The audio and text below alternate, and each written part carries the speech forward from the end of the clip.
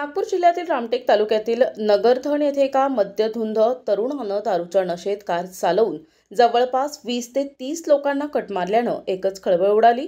ही घटना 3 ऑगस्टला रात्री 8:15 वाजता घडली। या घटनेमुळे संतप्त झालेल्या नागरिकांनी त्याला पकडून चांगलाच चोप दिला।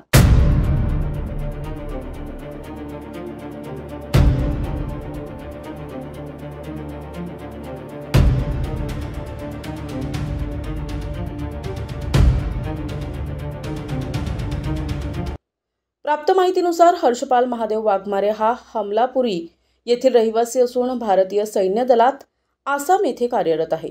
4 दिवसांपूर्वीच तो सुट्टीवर गावी आला होता। दारूच्या व्यसनामुळे त्याने दारू पिऊन स्वतःची I10 कार चालविण्यास सुरुवात केली। दारूच्या नशेत तोल गेल्यानं नगरधनमधील साई मंदिर आणि दुर्गा चौक मार्गे हमलापुरीकडे जाताना त्याने गावातील 25 ते 30 लोकांना कट मारली। सुदैवानं यात कोणतीही जीवितहानी झाली नाही। या प्रकारानंतर घाबरून तो भरधाव वेगानं पळून जाण्याचा प्रयत्न करत असताना त्याची कार हमलापुरी रस्त्यावरील हनुमान मंदिराच्या परिसरात एका झाडाला धडकून नाल्यात पडली।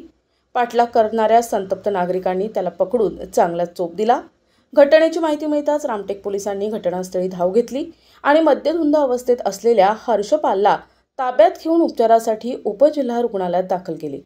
ठाणेदार रवींद्र मानकर यांच्या मार्गदर्शनाखाली पुढील तपास सुरू आहे।